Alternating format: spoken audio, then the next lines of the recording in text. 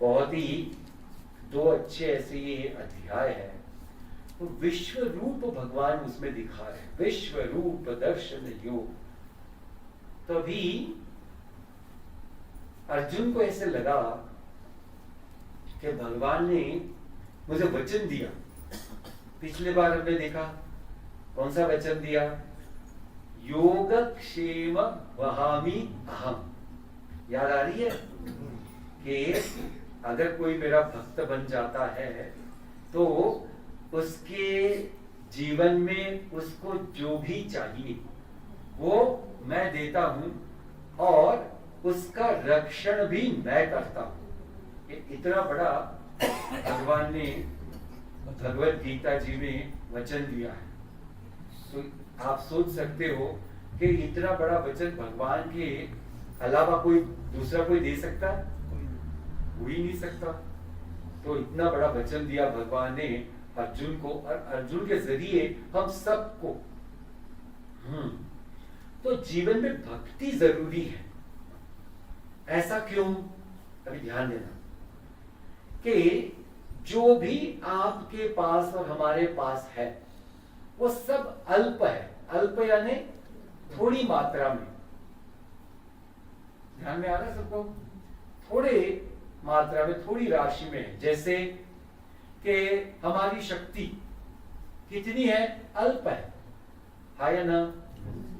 तो अल्प जो चीज होती है वो कहीं से आती है ना। जैसे कि बारिश, अभी जो बहुत बारिश का इधर उधर सब नाम चल रहा है, तो बारिश इतनी आ रही है, इतनी आ रही है, इतनी आ रही है कि फिर वो बारिश जा रही है सब समुंदर में, नहीं है? तो कहीं से तो समुंदर में पानी जा रहा है, और समुंदर से भी बड़ा स्रोत कोई दूसरा है। देखो तो इतना पानी जो जा रहा है तो समुंदर में, तो उससे भी बड़ा स्रोत है, क्योंकि वहां से तो पानी आ रहा है ना, है या ना? जैसे इलेक्ट्रिसिटी हमारे यहाँ इस चिन्मय ज्योति में इलेक्ट्रिसिटी आ रही है, पर वो तो कहीं से आ रही है नहीं, है या ना? बोलो। हाँ जी। दूसरा कि जैसे हमारे जीवन में हमें ज्ञान है, बट ज्ञान भी हमारा कितना है? तो वो भी थोड़ा ही है। हर एक व्यक्ति को एक एक क्षेत्र का ज्ञान है, सभी का ज्ञान तो किसी को नहीं है या ना? तो ज्ञान से भी हम कैसे हो गए? तो बस अल्प ही ज्ञान है। पर ध्यान में ये आना है कि ये जो भी अल्प है हमारे पास, वो कहीं से तो आ रहा है। ये समझ में आ रही बात है या ना? हाँ। अभी और एक उदाहरण, जैसे सबके पास आजकल ये जो सेल फोन होता है उसकी बैटरी डाउन हो जाती है ना? ये बैटरी जब डाउन हो जाती है तो उसको चार्ज करना पड़ता है। चार्ज करना पड़ता है। हाँ। तो चार्ज हमारे हाथ में रहकर हो सकता है? नहीं। उस फोन को चार्ज करने का जो एक शक्ति का स्रोत है उसी से होगा, है या ना? उसी से होगा। तो हमको उसको इलेक्ट्रिसिटी से उसको कनेक्ट करना पड़ता है, और फिर वो धीरे धीरे धीरे धीरे चार्ज हो जाता है। ध्यान में आ गया? तो हर एक व्यक्ति का ऐसा है कि हमारे पास जो भी है, जो भी, वो सब उस बहुत बड़े ऐसे स्रोत से आ रहा है। अभी समझो हमने स्रोत से अपने आप को कनेक्ट नहीं किया तो उस स्रोत का कुछ बिगड़ने वाला है? कुछ नहीं। बोलो जी। लेकिन हमारा, देखो कितनी बड़ी बात है, उसका कुछ नहीं बिगड़ने वाला है, बट हमारा तो बहुत बिगड़ने वाला है, क्योंकि हमारा सब कुछ उससे आ रहा है। ध्यान में आ रही बात? बड़े स्रोत से हमारा संबंध होना अनिवार्य है। हरियाणा बोलो जी, ये ध्यान में आ रहा है। अनिवार्य यानी अत्यावश्यक है, इतना आवश्यक, अत्यावश्यक है। वो स्रोत जो है, वो स्रोत को ही भगवान कहते हैं। ध्यान में आ गया? वो जो जिसमें सब कुछ असीमित है, उस स्रोत को ही भगवान कहते हैं। और जिसमें सब कुछ सीमित है, उसको कहते हैं जीव। क्या कहते हैं? जीव। तो एक हो गया जीव आत्मा, एक हो गया परमात्मा। बोलो कौन हो गए? दो। जीवात्मा, परमात्मा। जीव आत्मा जो है वो परमात्मा का अंश है ना? जैसे उदाहरण देखना अभी कि आग की चिंगारी, चिंगारी और आग, इसमें कुछ फर्क है? बोलो जी। एक आग की चिंगारी अगर सूखे घास पर गिर गई तो बोलोगा क्या होता है? ओ, फिर तो हमको पता ही है कि ये जंगल हमारे आजू बाजू कैसे जलाते हैं। बस एक इधर लगा देते हैं, सारा जंगल जलने लगता है ना? तो एक चिंगारी लगती तो छोटी है, पर उसमें उतनी ही क्षमता है। वैसे ही एक जीवात्मा लगता है अल्प, बट है उसमें ताकत उस महान परमात्मा के जैसी। बट कब होगा ये? जब वो उससे कनेक्ट होगा। ये ध्यान में आगे सबको बात, पहली बात है, ये सबसे बड़ी जरूरी। हाँ, अभी आप देखो विभूति योग में, विभूति यानी क्या है? उस चीज की महिमा। क्या है? उस चीज की महिमा को बोलते विभूति। विभूति यानी विशेष भूति। विशेष यानी बहुत ही जो हमको नहीं पता ऐसी चीज, बट है वो बहुत बड़ी। ध्यान में आ गई बात? आया ना? जैसे कि एक छोटे बच्चे को अगर ये बोला गया कि तुझे पता है सोने की कीमत कितनी है, वो क्या बोलेगा? सोना क्या चीज है, पहले ये बताओ। आया ना? उसको सोना ही पता नहीं, तो सोने की चीज की तो बात ही क्या है? समझ में आ रही बात? तो पहले सोना समझना पड़ेगा, फिर सोने की महिमा उसको पता चलेगी। हाँ जी, ध्यान में आ रही बात? वैसे ही हमको जब तक परमात्मा की महिमा समझ में नहीं आती, तब तक उसका अपने जीवन में महत्व भी समझ में नहीं आता। उदाहरण दे रहा हूं, जैसे आजकल सभी लोगों को पैसे की महिमा पता है। आया ना? बोलो जी। हर एक व्यक्ति को पैसे की महिमा पता है कि पैसे की महिमा जीवन में क्या है। हाँ जी, तो इसलिए वो पैसे के प्रति बड़ा ही सजग रहता है, बड़ा ही कष्ट करता है। आया ना? बोलो। क्यों? महिमा पता है।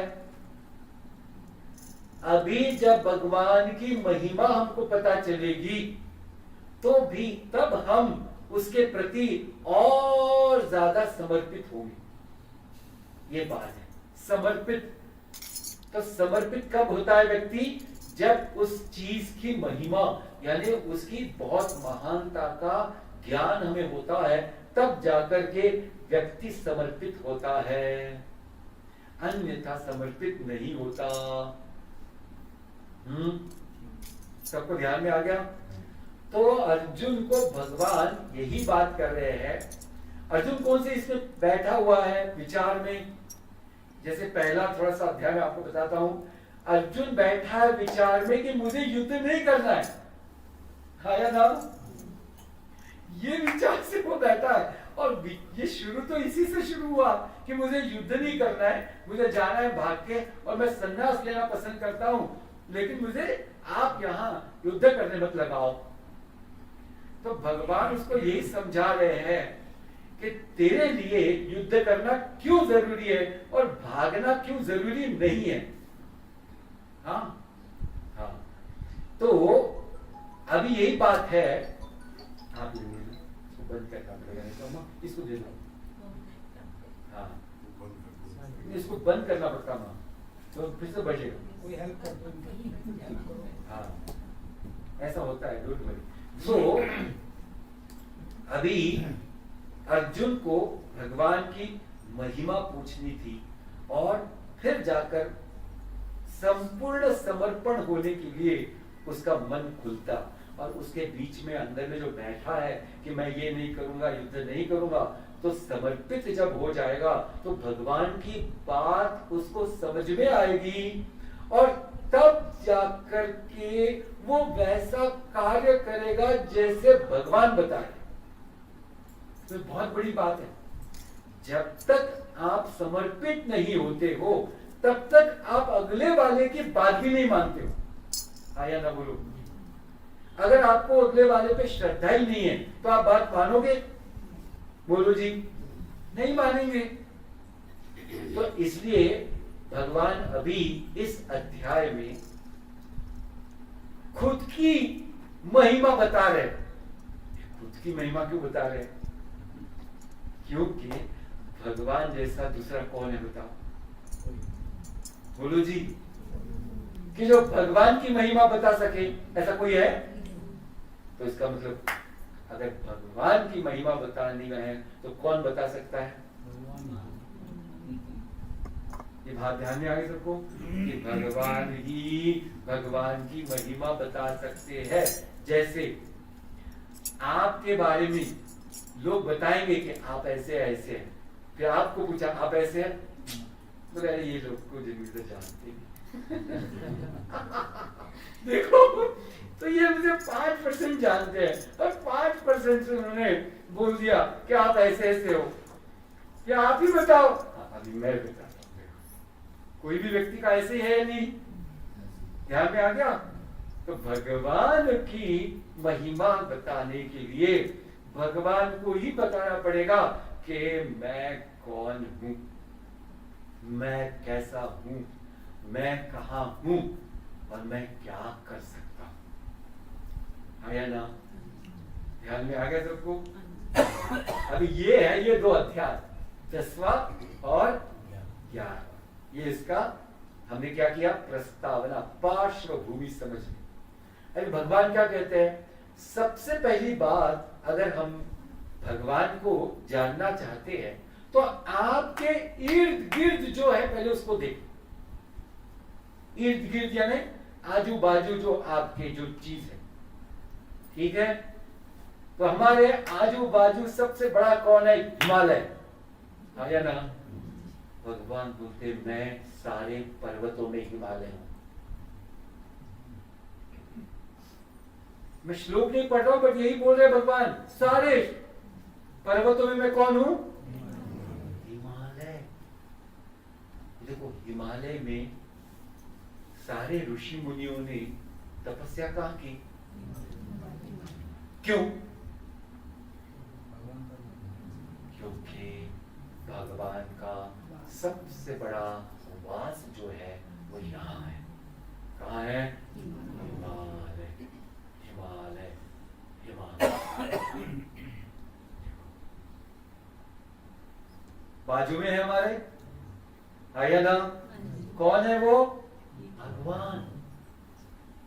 अभी दूसरा, भगवान बोलते हैं आपके आजू बाजू भी तो नदियां ही नदियां बहती है, आया ना?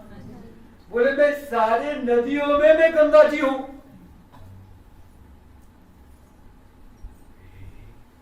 कौन हूं मैं? गंगा जी। तो गंगा जी अभी सिर्फ नदी रह गई? बोलो, भगवान है। और ये तो सत्य है ही कि कोई भी कितना भी पापी क्यों ना हो, गंगा जी में अगर जाके नहाए तो उसके पाप धुल जाते हैं। ये सत्य बात है।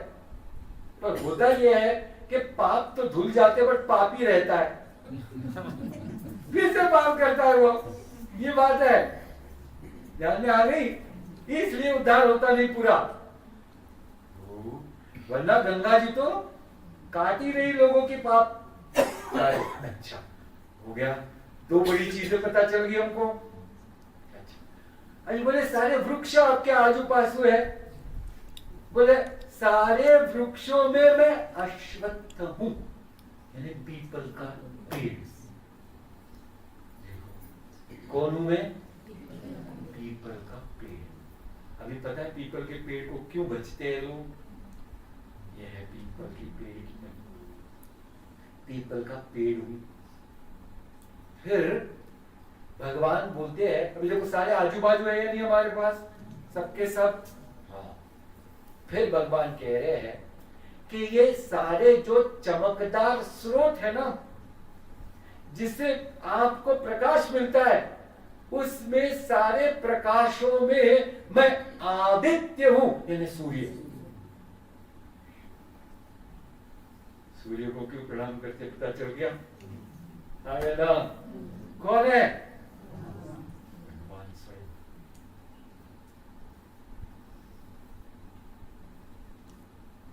तो भगवान आजू बाजू हमारे है, सिर्फ हमारे मन को उस चीज से उस तरह से कनेक्ट होना जरूरी है। और जब तक हमको ये पता नहीं चलेगा कि ये चीज भगवान है, तब तक हम उसकी तरफ उस नजर से नहीं देखते। ध्यान में आ गया? अभी बोलते हैं सारे भक्तों में, सारे भक्तों में मैं प्रहलाद हूं। कौन हूं? प्रहलाद। प्रहलाद कैसे थे? इतना ज्यादा उनका भगवान के प्रति समर्पण था कि, उदाहरण के लिए बताता हूं कि हिरण्यकश्यपु की बहन थी, उसका नाम था होलिका। क्या नाम था? होलिका। वो होलिका को ब्रह्मा जी ने वरदान दिया था, उसने तपस्या करी तो, कि तू किसी को भी जला पाएगी। अगर तेरे गोदी में कोई आके बैठ जाए या आप किसी को हाथ लगा दो तो वो जल जाएगा। तो हिरण्यकश्यपु ने इतने सारी चीजें प्रयत्न करके देख ली, प्रहलाद को मारने के लिए हुआ नहीं, तो उसको होलिका की याद आई। तो उसने होलिका को बुलाया, बोले देखो मैंने इतना प्रयत्न करके देखा पर मेरे प्रयत्न सब फेल हो गए। बोले अभी ये तू करेगी ना, तो बोले तू जो मांगेगी वो मुझसे मैं दूंगा तुझे। होलिका को अरे वाह अच्छा मौका आ गया, जो मांगेगा मैं मांगूंगी तो वो मुझे मिल जाएगा। उसने बोला ठीक है भैया मैं तैयार हूं। प्रहलाद को बुलाया गया, प्रहलाद को उसको गोदी में बिठाया गया, उसने अपने अग्नि शुरू कर दी। भगवान बोले ब्रह्मा जी क्या चीज है? उल्टा कर दिया भगवान ने।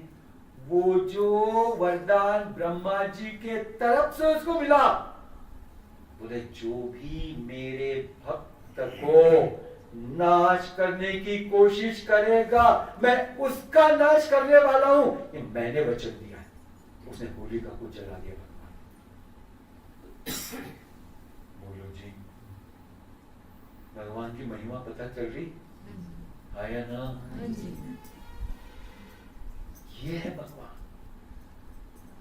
अभी इस भगवान में अगर हमारी श्रद्धा नहीं, जैसे अगर आप बोलेंगे कि नहीं ये इलेक्ट्रिसिटी में मेरी श्रद्धा नहीं, तो आप अपना सेल फोन वहां चार्ज करोगे नहीं, तो दुनिया में कभी होगा नहीं वो। आया ना? होगा ही नहीं।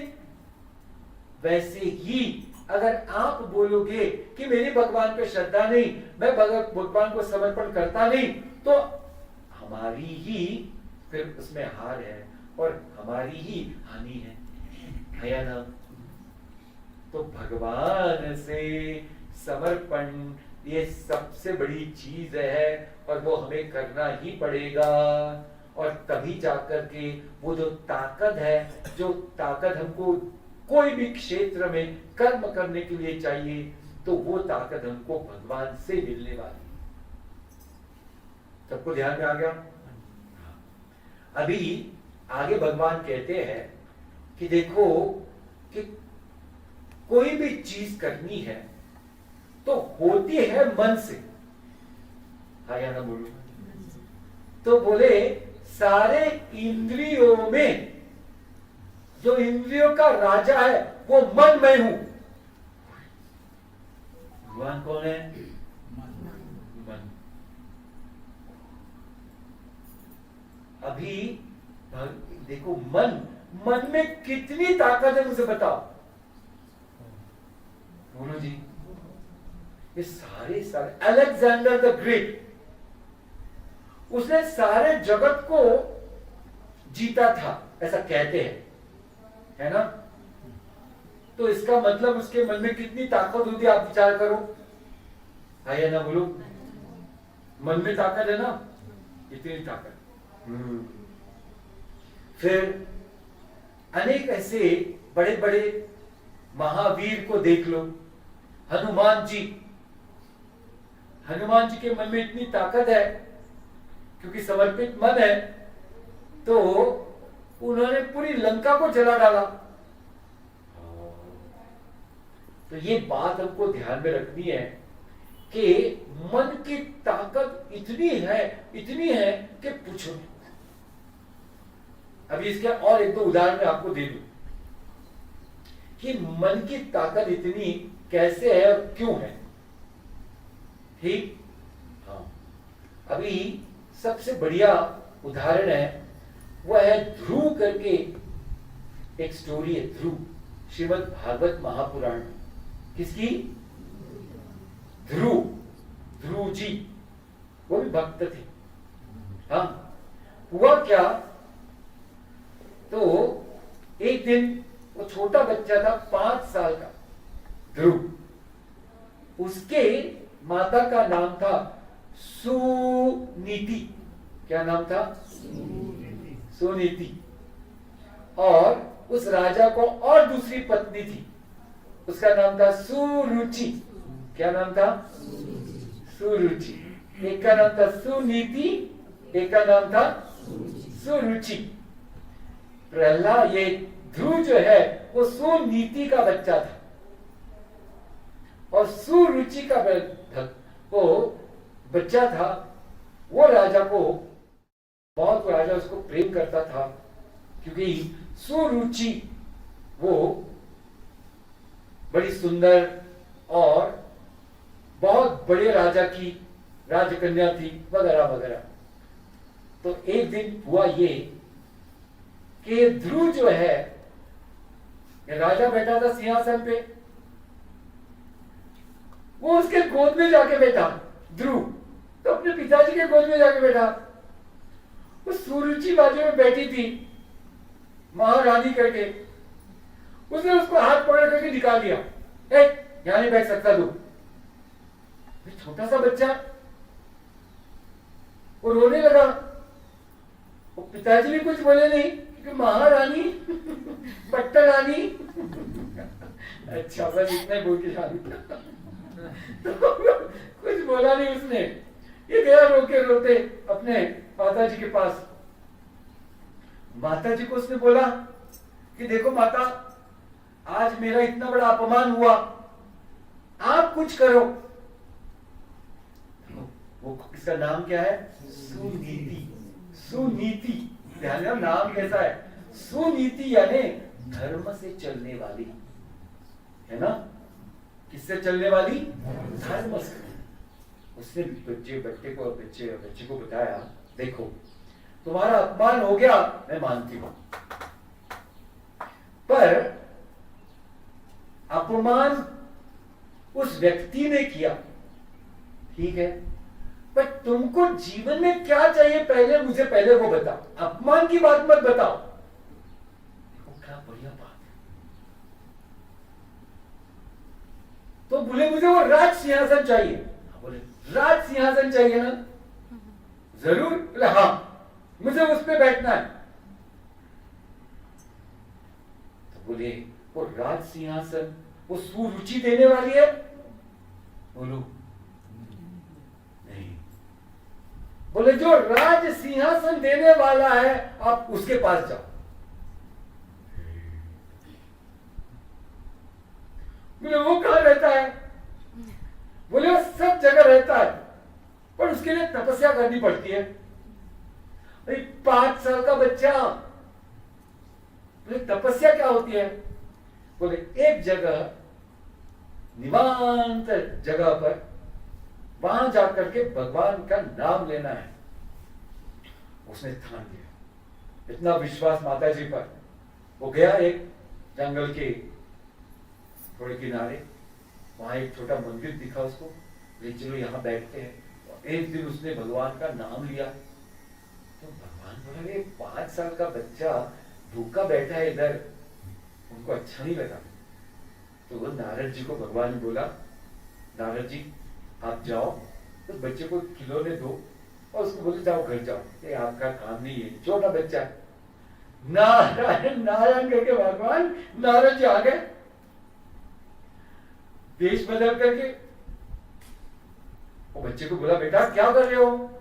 बोले मुझे भगवान को पाना है। तो बोले अरे भगवान को पाने के लिए थोड़ी ये उम्र होती है, तुम्हारी तो खेल कूद की उम्र है, बोलो क्या क्या चाहिए। इतने सारे खिलौने 1 मिनट में उन्होंने तैयार कर दिए। छोटा सा ध्रुव बोलता है ये सबके सब खिलौने आपके पोते को दे दो, मुझे नहीं चाहिए। उसको क्या मालूम कौन है ये? नारद जी ने सुना क्यों ये बच्चे की तो मेंटल पावर जो है वो कोई साधारण लड़के वाली है नहीं। उसने बोला क्या चाहिए बताओ। नारद जी ने पूछा, बोले मुझे वो राज सिंहासन चाहिए। उसके लिए क्या करना चाहते हो? बोले भगवान को प्राप्त करना चाहता हूं। तो नारद जी ने बोला, बोले मरने की तैयारी है क्या? पूछा, कोई नहीं बोल रहे। बोलो जोर से, अरे बोलो ना। मरने की तैयारी है। उसने 1 सेकंड नहीं लगाया, आपने कितना सेकंड रिपीट करने को लगाया? 1 सेकंड नहीं लगाया। उसने बोला हाँ, ये ले बंद कर, ओम नमो भगवते वासुदेवाय। बोले जब तक भगवान नहीं आते तो मैं जो तेरे को जगह दिखा रहा हूं वहां से हिलना नहीं, और ये बस मंत्र का तू उच्चारण करते जा। और ध्रुव ने पकड़ ली बात, और जो उसने मंत्र का उच्चारण शुरू कर दिया, पहले तो वो फल खाता था, फिर थोड़े महीने में उसने फल खाना बंद कर दिया, फिर पत्ते खाता था वो पेड़ के, फिर पत्ते खाना बंद कर दिया, जैसे पानी पीता था, फिर पानी पीना बंद कर दिया, फिर हवा पी सिर्फ उसका, फिर ऐसे परिस्थिति है उसने हवा लेना ही बंद कर दिया, प्राणायाम। तो भगवान बोले अरे अभी तो जाना ही चाहिए मैंने। भगवान नारायण जी उसके सामने प्रकट हो गए। अभी जब भगवान प्रकट हो गए, चतुर्भुज भगवान, शंख चक्र गदा पद्म हाथ में, और इतना सुंदर भगवान का रूप, वो देख करके उसकी बोलती बंद हो गई। भगवान ने बोला ध्रुव क्या चाहिए? आश्चर्य से उसकी बुद्धि पर भगवान ने अपना शंख लिया और उसके गाल पर लगाया, और जब उसने सुंदर भगवान की ऐसी स्तुति की, गजब की, तो भागवत जी में एक प्रकरण है कि ध्रुव की भगवान की स्तुति, भगवान प्रसन्न हो गए। भगवान ने बोला क्या चाहिए बता। बोला कुछ नहीं चाहिए। ध्रुव, झूठ मत बोलो, मैं जैसा बाहर हूं वैसा तेरा अंदर भी हूं। मुझे पता है तूने क्यों किया। और क्षमा क्षमा क्षमा। जाओ, तुमको राज्य भी मिलेगा और सिंहासन भी मिलेगा। ऐसा ध्रुव को 2000 साल राज्य मिला। कितने हजार? 2000। फिर उसको समझ में आया कि अरे राज्य करके मैं क्या कर रहा हूं। फिर से तपस्या की उसने, फिर भगवान को फिर से प्राप्त किया और अब बोला कि मुझे आपके सिवा कुछ नहीं चाहिए। और फिर उसकी मृत्यु। देखो मन की ताकत। आया ना जी? हाँ जी। ऐसी ताकत हम सब में है, पर हमारा विश्वास और श्रद्धा की कमी है। किस चीज की कमी है? विश्वास और श्रद्धा की कमी। इसके लिए जो हमें मिलना चाहिए वो हमें वैसे नहीं मिलता जैसे मिलना चाहिए। हाँ? तो ये मन की बात समझ में आ गई है ना? तो भगवान बोलते मैं मन हूं, यानी इतनी ताकत है मन में कि भगवान को भी पा सकते इस मन से। और कितने हमारे बड़े बड़े संतों ने पाया है ना? कितने बड़े बड़े संत। मीराबाई जी जब भगवान को पुकारती, भगवान सामने अवतीर्ण हो जाते थे। वो राणा जिनसे शादी हुई थी उनकी, कहने वो राजा, तो शादी से पहले मीराबाई जी ने कहा था कि देखो, एक घर वाले पहले शादी करते थे ना, कोई एक लड़का लड़की तो नहीं देखते थे, वो तो राजघराने की राजकुमारी, तो रिश्ता तय हो गया। अभी मीराबाई को पता है कि ये, इसको पता ही नहीं कि मेरे जीवन का लक्ष्य क्या है। तो उन्होंने अपने भाई के जरिए मैसेज भेजा कि मैं आपको मिलना चाहती हूं शादी से पहले। तो किसी को बताना नहीं। तो ये भाई उसका ये काम किया। तो उसने उसके होने वाले पति को बताया कि देखो, मेरा जीवन पूरा भगवान कृष्ण को समर्पित है, मैं आपके साथ विवाह कर सकती हूं, पर मैं पत्नी नहीं बन सकती। ये स्वीकार है तो करो। अभी उसको भी तब तक पता चल गया था कि मीरा कोई साधारण व्यक्ति है नहीं। हाँ? उसने बोला हाँ, एक वचन मुझे भी चाहिए। बोले जब मुझे सबसे ज्यादा जरूरी होगी किसी चीज की, तो आपके भक्ति के जरिए आप मुझे वो दे देना। मैं आपकी बात मानता हूं। तो मीरा जी ने बोला अगर मेरे बस में है तो मैं दे सकती हूं, अगर मेरे बस में नहीं होगा तो मैं आज भी वचन नहीं दूंगी, पर अगर बस में वाली चीज होगी तो मैं प्रयत्न जरूर करूंगी। ऐसी शादी हुई। अभी वो दूसरे महल में, ये दूसरे महल में। अभी वो एक बहुत बड़ी लड़ाई करके आया और बहुत उसको घायल हो गया था और मरने की स्थिति आ गई। वो बोले मुझे मीरा के पास ले चलो। मीरा भाई के पास ले आए, सबको हटा दिया, ले जाओ। मीरा भाई बोला मुझे भगवान के दर्शन करो।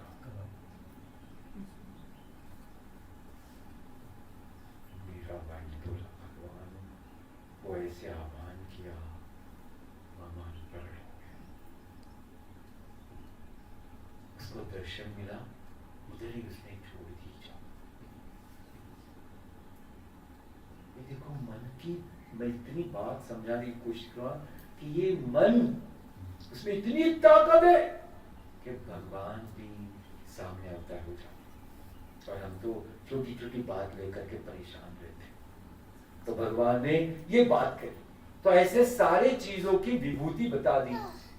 तो फिर अर्जुन फिर से सवाल पूछता है, अभी 11 बातें हैं ना, ये विभूति अनेक प्रकार की। भगवान आप सर्वत्र हो, तो क्या पृथ्वी अंदर है आपके? क्या चंद्र सूर्य आपके अंदर है? भगवान बोलते हाँ। बोले मेरी एक विनती है कि आपका ये विश्व रूप मुझे दिखाओ।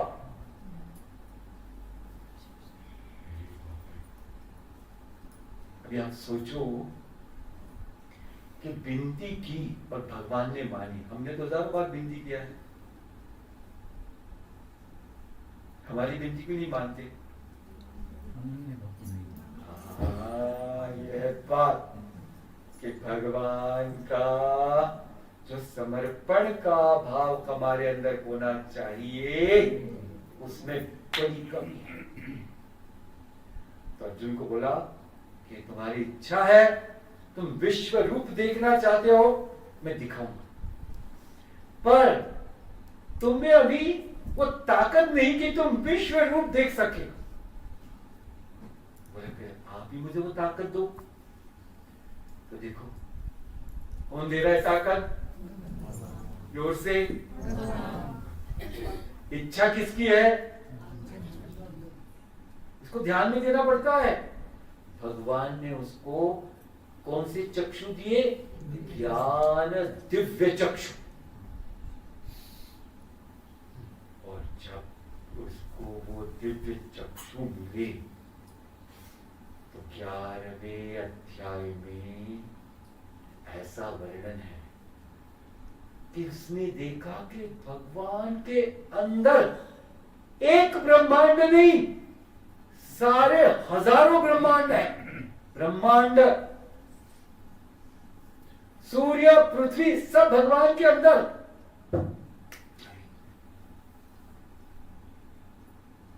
सबके सब भगवान के अंदर। अब वो बार बार प्रणाम कर रहा है और भगवान को विनती करे, भगवान कि मुझे नहीं पता था आप ये हो, फिर अभी मैं बोले माफी मांगता हूं। पहले तो बोले क्यों? बोले कभी कभी हम लोग जब भोजन करने को बैठते थे तो मैं झूठा तुम्हारे इस पे डाल देता था, माफ करना। बोले जभी हम कुछ खेल खेलते थे तो कभी कभी हम उल्टा पुल्टा रूल कर देते थे और आपको हराते थे, भगवान माफ करना। भगवान कई बार मैंने कई चीजों से मिलाने के लिए झूठ बोल दिया आपको, भगवान माफ कर देना। भगवान कई बार हम आखेट पे गए, जंगल में सोना पड़ा, कभी कभी मेरी लात आपको लगती थी, भगवान माफ कर देना। ऐसे गिना रहे वो, भगवान माफ कर देना, माफ कर देना, इतनी गलतियां मैंने की है। आप सोचो हमने कितनी गलतियां की होगी जिंदगी में। कभी आपने माफी मांगी भगवान से? बोलो जी। आज का दिन है, पहले सारे गलतियों का माफी मांगो और फिर बोलो ये गलती मैं दोबारा नहीं करूंगा। ध्यान में आगे बात, उसने ऐसा ही किया। फिर भगवान बोले और देखो। क्या देखा?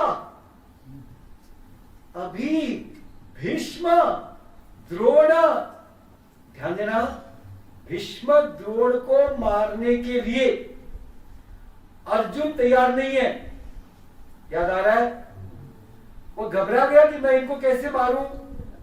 ये दुर्योधन, कर्ण और ये शकुनी वगैरह वगैरह, ये सारे के सारे मेरे संबंधी है। कोई भाई है, कोई दादा है, कोई चाचा है, कोई मामा है, और सब उधर से खड़े हुए हैं। मैं भी उनसे युद्ध करूंगा। अभी क्या देखा, सबके सब भगवान के मुंह में जा रहे हैं। मैं कुछ भी बढ़ाई चढ़ा के नहीं बोल रहा हूं, सबके सब भीष्म उड़ते हुए भगवान के मुंह में जा रहा है। द्रोण जी, दुर्योधन, भगवान उसको चबा चबा के खा गए और सारा रक्त गिर रहा है। वो डर गया, अरे क्या हो रहा है? सबके सब योद्धा भगवान उसको चुबा चबा के चूर्ण कर रहे, ऐसा शब्द है चूर्ण। चूर्ण बताया ना क्या है, पाउडर हो जाता है। उसने भगवान को विनती की, भगवान मैं और नहीं देख सकता। भगवान बोले, अर्जुन बात समझ में आई? बोले नहीं, उसको समझ में नहीं आया। मेरी मुझे समझाओ। सबसे फेमस श्लोक है 11वें अध्याय का। भगवान बोलते तुम धनुर्धर हो, तुम श्रेष्ठ धनुर्विद्याधरी हो, तुम बलवान हो, तुम उच्च कुल में हो, पर करना क्या है तुम्हें? तो बोलते हैं निमित्त मात्र भव सव्यसाची, यानी तुम मेरा सिर्फ उपकरण बनो। जैसे भगवान की बांसुरी भगवान का उपकरण है, किस चीज का? सुंदर संगीत के वाद्य के लिए। वैसे ये जो शरीर है वो भगवान की बांसुरी बननी चाहिए। यानी क्या? बांसुरी कैसी होती है? पूरी खाली, आया ना? इसका मतलब मैं बाहर निकालो। बांसुरी मैं बोलती है। जो भगवान को सुर निकालना है उसके लिए बांसुरी तैयार है या नहीं? बोलो, हम तैयार हैं।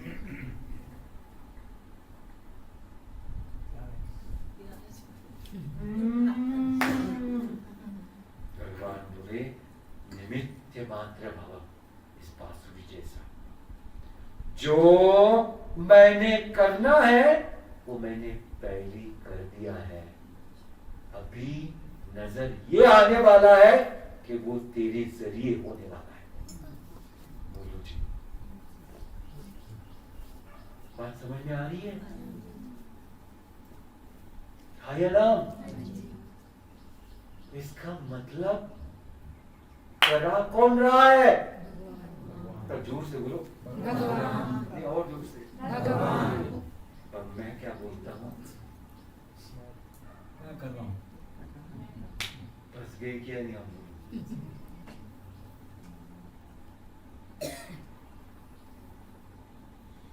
इतनी बात अगर हमको समझ में आ गई कि मैं कुछ नहीं कर रहा हूं, सब भगवान मुझसे करा रहे हैं, तो भगवान को अगर आपका शरीर उनके काम के लिए उपयोग में लाना है तो वो कैसा होना चाहिए? आप मुझे बताओ। वो बांसुरी गंदी दोगे आप भगवान को? बोलो जी। आप जब भगवान को नैवेद्य लगाते हो पहले खा के लगाते हो? कौन से थाली में लगाते हो? बोलो जी। थाली भी अलग रहती है, वो बेकार का, उसमें कुछ नहीं। क्या हो रहा है? ऐसा पवित्र उसको बनाना पड़ता है, और तब जो होता है वो उनके मर्जी से होता है। और जब उनके मर्जी से होता है तो फिर तो उसकी क्या ही बात।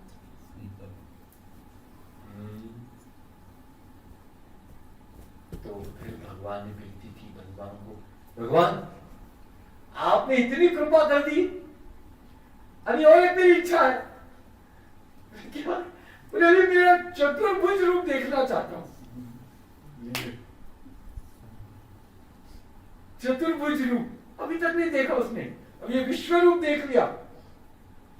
भगवान बोले बस तेरी जैसी इच्छा मैं पूर्ण करूंगा, क्योंकि तू मेरा सच्चा प्रिय भक्त है। फिर भगवान ने विश्व रूप को समाप्त करके चतुर्भुज रूप लिया, और चतुर्भुज रूप देखकर तो वो इतना मोहित हो गया, क्योंकि वो इतना सुंदर, ये पूछो नहीं। भगवान बोला भगवान आपने मेरी सारी इच्छा पूरी की, अभी जो आप बोलेंगे वही मेरी जिंदगी हो, लेकिन आप फिर से कृष्ण बन जाओ। चतुर्भुज चलो छोड़ दो आप। देखो भगवान हर बात मान रहे उसकी। चतुर्भुज रूप छोड़ दिया भगवान ने, फिर से बन गए लीलाधारी बंसीधारी कृष्ण। और कौन बने उसके?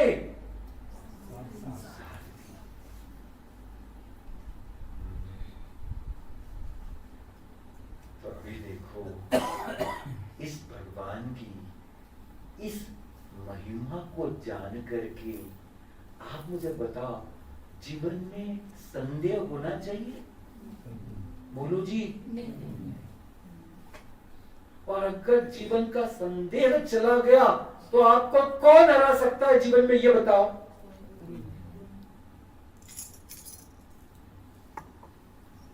यानी अगर जीवन में मैं हार रहा हूं तो कौन हरा रहा है मुझे? बोलो। दूसरा कोई नहीं, मेरा ही संदेह है ना। दुनिया में कोई नहीं हरा रहा है हमको, न कोई हरा सकता है, इतनी ताकत है हमें। हम जो नकारात्मक प्रवृत्ति निर्माण करते हैं उससे ही हमारा पतन होता है। दुर्योधन का पतन कैसे हुआ?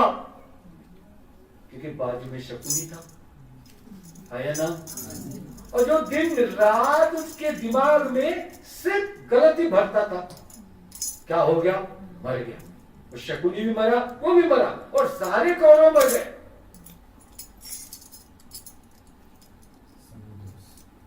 हाँ, तो जीवन में हमको ये ध्यान में जाना चाहिए कि कोई बात का संदेह ना हो। क्यों? क्योंकि मेरे साथ जो है वो विश्व शक्ति है, जो विश्व शक्ति यानी भगवान का रूप है।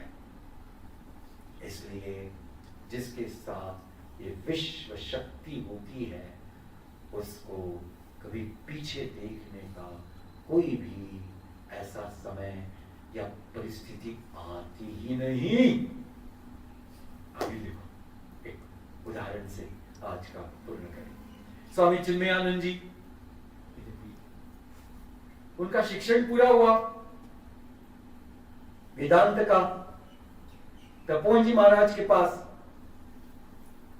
तपोवन जी महाराज ने बोला कि कुछ भी सोचने से पहले जीवन के लिए तुम 4 धाम उत्तराखंड में, उत्तरकाशी में रहते थे वो, बोले 4 धाम की यात्रा पैदल करो। कैसे करो? पैदल। कौन से ईयर में? 1951।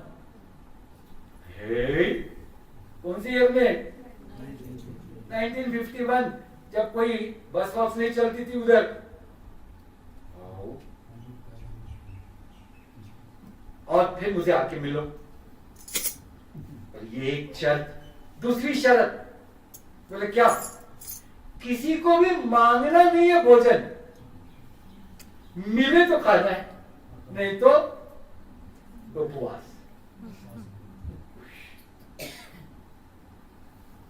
इसको बोलते अजगर वृत्ति। क्या है? वो पड़ा रहता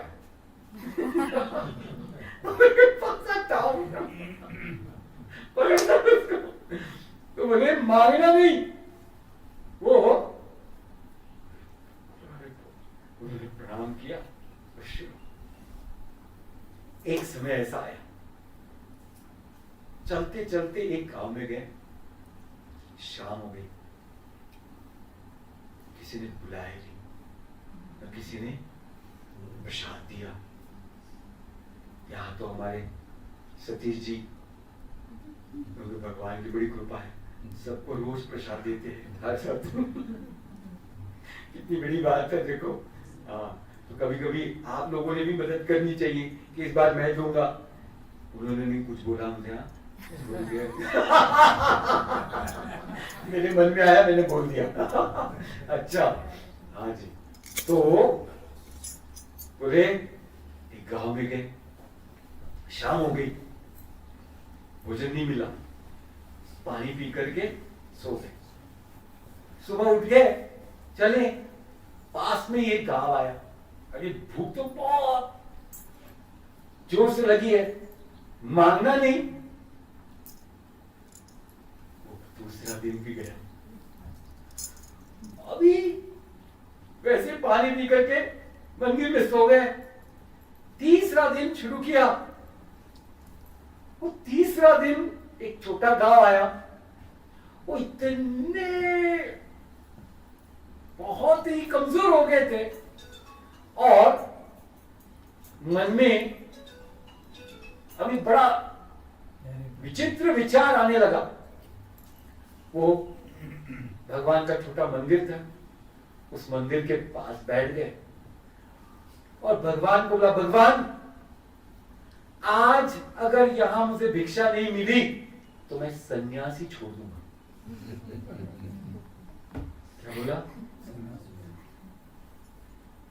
स्वामी तो हमारे जाने तो बोले मैं सन्यासी छोड़ दूंगा, मैं सारा जाऊंगा और गृहस्थ बन जाऊंगा। भगवान का नाम लेते एक व्यक्ति आया, स्वामी जी अरे आप यहां बैठे हो? अरे हमारे यहां सत्यनारायण की पूजा हुई है और मैं ढूंढ रहा था कि कोई मुझे साधु मिले। लेके गए और इतना बढ़िया भिक्षा खिलाया, तो उनके हाथों में भगवान इसके बाद जिंदगी में कोई भी कठिन परिस्थिति आई तो मैं संदेह नहीं करूंगा और पीछे कभी नहीं हटूंगा।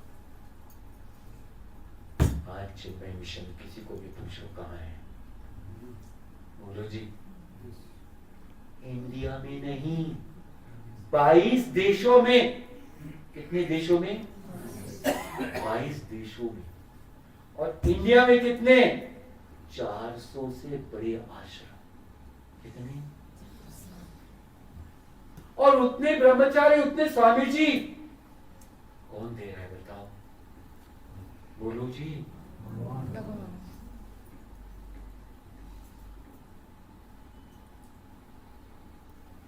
भगवान की महिमा पता चली? आया ना? समझ में आई? संदेह होना चाहिए?